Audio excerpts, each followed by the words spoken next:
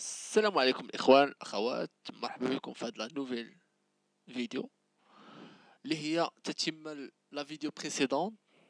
راح نحط لكم الرابط في تحت القناة في أسفل القناة.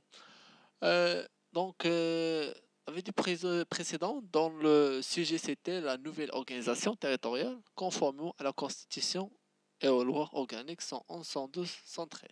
Donc la vidéo précédente je finis la loi organique 111-14 relative aux régions. Je fais la première partie, les conditions générales de la gestion démocratique des affaires. Donc, d'abord, la deuxième partie, les compétences de la région. On va regarder la vidéo pour les compétences de la région. Donc, notre plan est comme suit. Donc, chapitre 1, dispositions générales. Chapitre 2, les compétences propres. Chapitre 3, les compétences partagées et les compétences transférées. Donc, commençons par le premier chapitre, disposition générale. Les missions de la région. Donc, en vertu de l'article 80 de la présente loi, donc la région est chargée à l'intérieur de son ressort territorial, des missions de renforcement de la coopération, promotion du développement intégré et durable, renforcement de sa compétitivité et exécution du programme de développement régional. Donc, sur la part, l'amélioration de l'attractivité et de la compétitivité économique de l'espace territorial de la région, et avec une meilleure utilisation des ressources naturelles et leur valorisation et leur préservation. Donc, passons maintenant au deuxième chapitre compétences propres. Donc, déjà, je finis le principe de subsidiarité. Donc, en vertu de ce principe, donc, la région exerce des compétences propres, des compétences partagées et transférées. Donc, commençons par compétences propres. Donc, la région exerce des compétences propres dans le domaine du développement régional.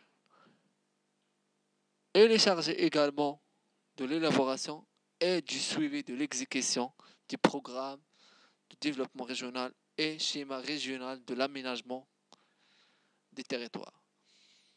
Donc, développement régional. Donc, la promotion du développement régional par le développement économique, la formation professionnelle et continue, le développement rural, transport, la culture, l'environnement et renforcement de la coopération internationale. L'aménagement du territoire fixe un cadre général du développement régional durable, intégré et cohérent dans les espaces urbains et ruraux. Donc, est fixé par voie réglementaire la procédure d'élaboration, de suivi et l'actualisation du programme de développement régional et le chemin d'aménagement du territoire. Sur la base d'une approche participative, la région procède à la préparation du programme de développement de la région et œuvre à son suivi, son actualisation et son évaluation. Donc l'actualisation peut être commencée à partir de la 3e année de son entrée en vigueur.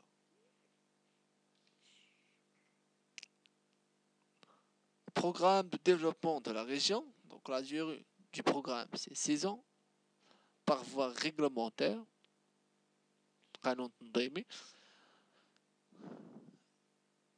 Donc les besoins et fixe les besoins et les potentialités de la région, une identification de ses priorités, une évaluation de ses ressources et dépenses prévisionnelles.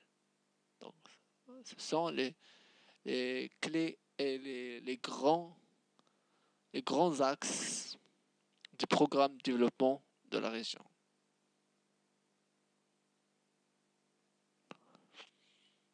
Donc, passons maintenant au chapitre 3, compétences partagées. Ces compétences sont exercées par voie contractuelle.